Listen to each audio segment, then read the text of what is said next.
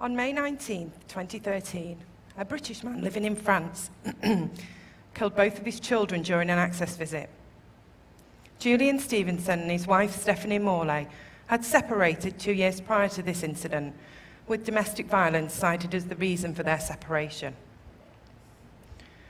During the divorce, Julian Stevenson was restricted to supervised access with Carla and Matthew, meaning that he could only see them with another adult present. May 19, 2013, was the first unsupervised contact that Julian Stevenson had had with his children for over 2 years. I read the story with horror, but not surprise. After all, men kill their children with surprising regularity. On Monday, the 21st of May, I saw the newspaper headlines about this case. It was full of difficult divorce, unsuitable access, good father, and I was appalled. How could a good father kill his children? The media and others perpetuate excuses for filicide. He was devastated that he couldn't have unsupervised access to his children, distraught at the fact that his wife had left him, couldn't live without them. He was a good father, a man who loved his children, a man who snapped. Men who kill their children do not snap. Research indicates that men who kill their children do so out of a need to exert power and control. The act of killing one's children is a final act of control and defiance. So why this case? Why then?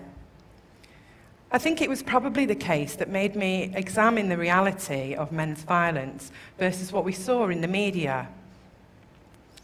It was the straw that broke the camel's back. The implication of comments such as those used by the media in this case is that Stevenson would not have killed his children if Stephanie had not divorced him, if he had been given access that he considered suitable. I started to talk to the people around me about this.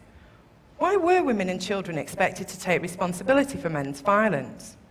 Why were we expected to change our behaviour?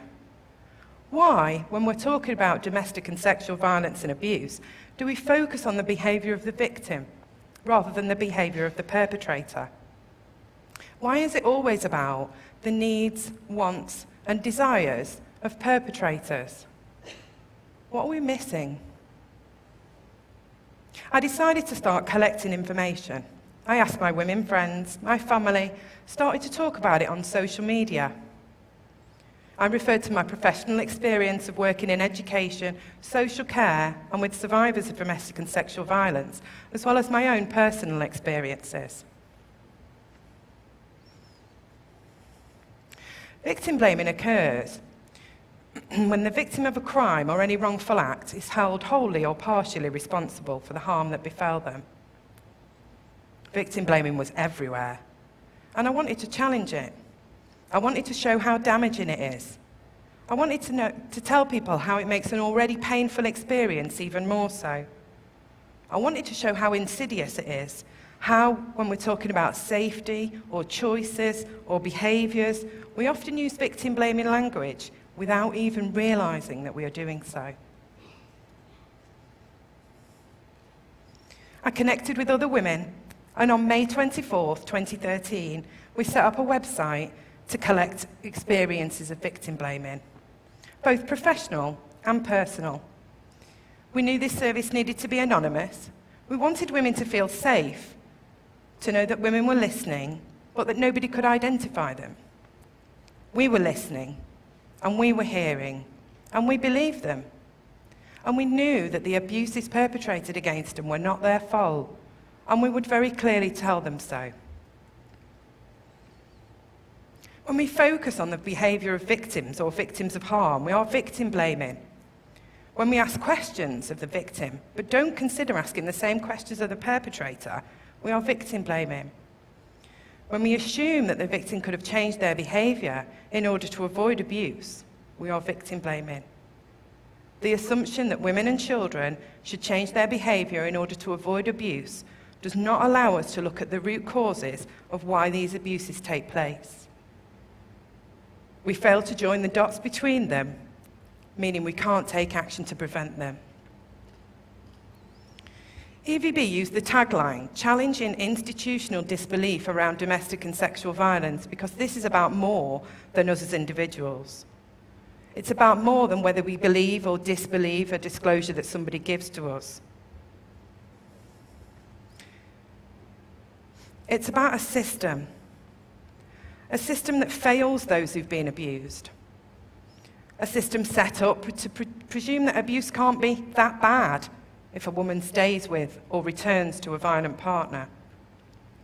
A system set up to be ignorant about coercive control. A system that treats men's acts of violence as isolated incidents.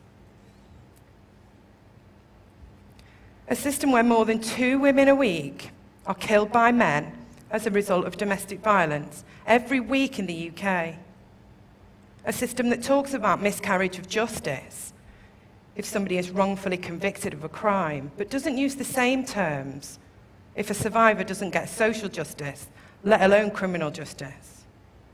We read the stories, we shake our heads in horror, we shrug our shoulders and we turn the page, or we click the next link. An endemic of structural violence against women, supported by a system that's underfunded due to lack of will, commitment and financial support from the leaders of our country, is given barely a moment of our attention.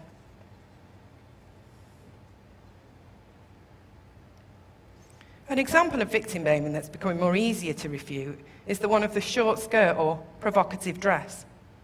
It's almost ridiculous to think that men can't control themselves in the presence of a woman wearing a short skirt. Men are not animals who cannot control their urges, and it's disrespectful to suggest that this is the case.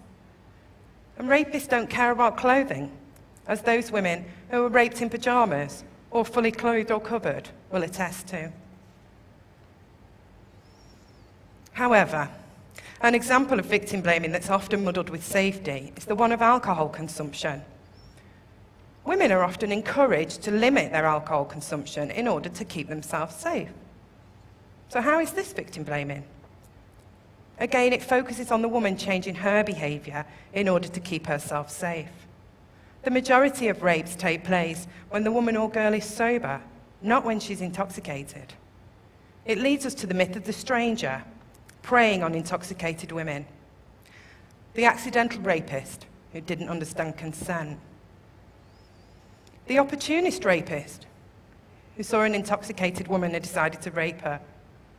These myths are pervasive in our society, and unless we take the time to unpick them and really look at the message that we're sending, it's easy to fall into victim blaming of this type. It's damaging to survivors of sexual violence, it contributes to self-blame, and it suggests that men should not be trusted. If we are to keep our wits about us all of the time, what does that say about men? It says, we think you are unsafe. We think you might rape us or attempt to do so. Men, you should be outraged at the message that this sends to you and your fellow men. Safety messages are often targeted at the wrong people anyway. When we're warning women not to drink excessive alcohol, we're telling them to change their behaviour. The police focus predominantly on women isn't going to solve the issue of sexual violence. When we see safety messages such as these, about the dangers of drink driving, they're not aimed at the pedestrian walking home after an evening out. We don't tell citizens to stay at home in case a driver who's consumed excessive alcohol is taking the same route home as them.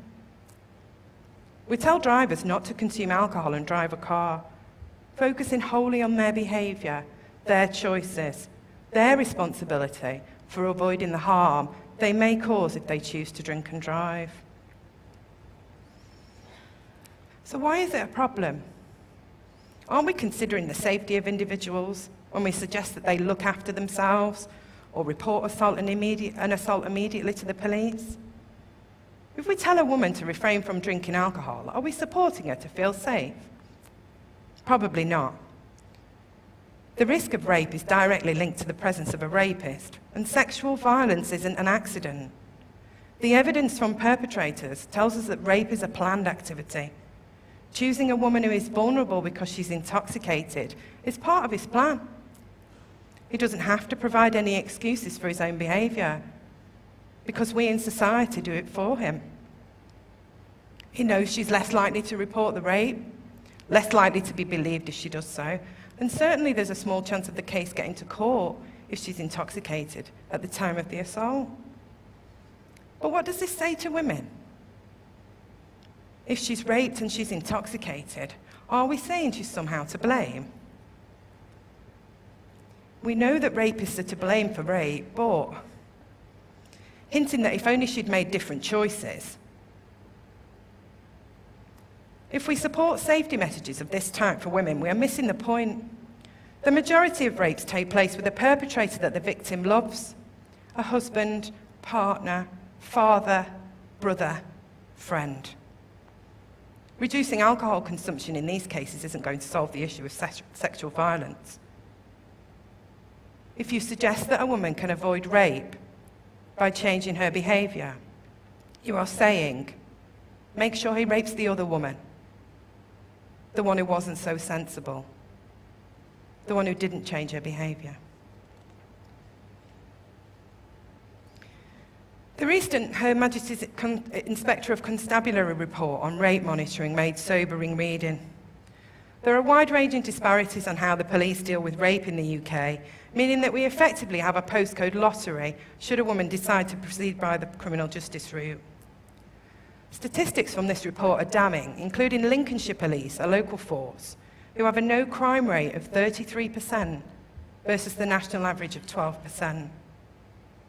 This helps us to make sense of why women choose not to report their rapes to the police. Yet women are regularly told, you should report your rape. What if he does it to someone else? As if she is responsible for his choices. As if it's her responsibility to keep women safe from predatory men.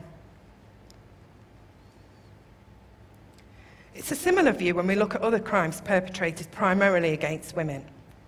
A recent report from the Iranian and Kurdish women's rights organisation found that 1 in 5 police forces is failing to properly record cases of so-called honour violence against women or properly risk assess women and children in these cases.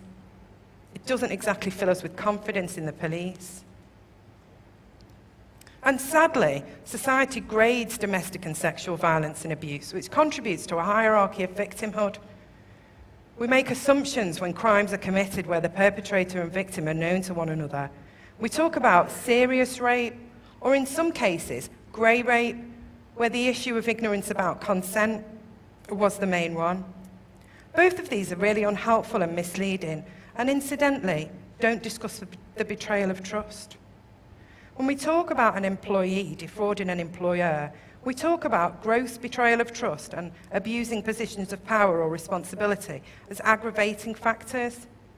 In the case of domestic and sexual violence, we talk about misunderstandings, miscommunication, different views of what consent means.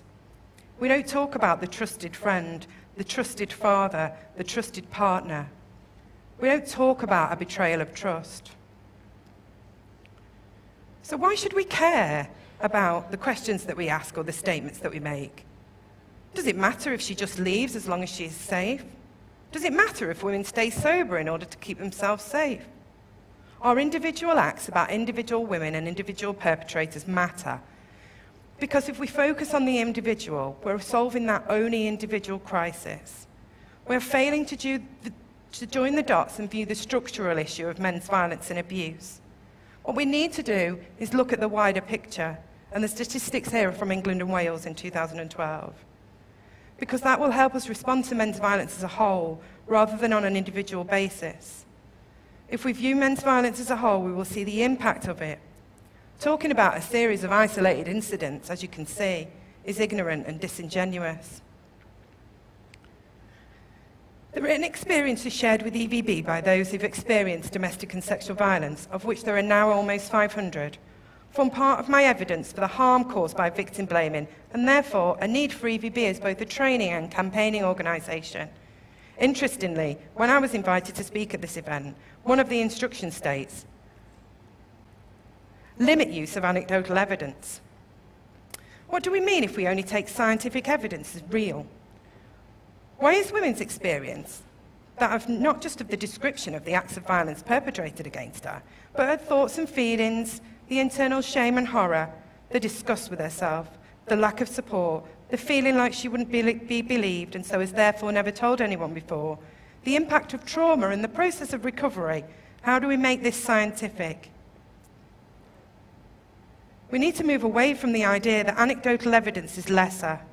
We need to change the way that we talk about those who share their experiences, move away from using the term anecdotal and towards naming it as practice-based or narrative evidence.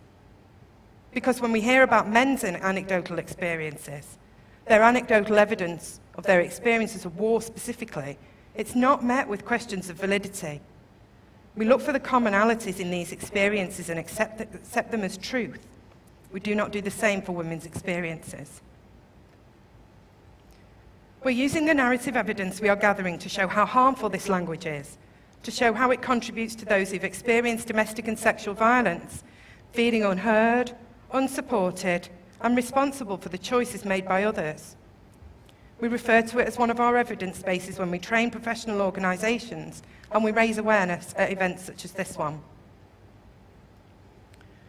One of our major campaigning successes was the case of Neil Wilson, who sexually abused a 13-year-old girl. Prosecution described her as being predatory in all her actions. We couldn't quite believe that this had been uttered by a prosecution barrister. We launched a change.org petition that was signed by 56,000 people in 48 hours, and this resulted in Keir Starmer, in his position as Director of Public Prosecutions, agreeing to hold an internal investigation into how this phrase came to be used about a vulnerable victim. Our public successes, such as this one, are as meaningful as those private ones, the ones where women email us to say, I was going to take this to the grave with me. Now I feel I can talk to my rape crisis counsellor and know she'll believe me. Or the man who said, my parents said that being raped had made me gay. Thank you for listening to me and hearing me and knowing that my sexuality isn't as a result of being raped as a boy. We are making a difference to people's lives, but erasing victim blaming is our collective responsibility. We can choose the words that we use. We can demand change from others. We demand change in the attitude of the police, who still publicise safety messages during the Christmas season, warning women of the dangers of intoxication. We demand change from the government, who reduce funding for women's services down to a minimum, leaving services absent or precariously balanced at a time when more and more women are trying to access support. We demand change from the media. No more will we tolerate use of the term sex in a headline when what they mean is rape. We demand change from you, because instead of asking, why doesn't she just leave, you can ask, why doesn't he just stop? Thank you.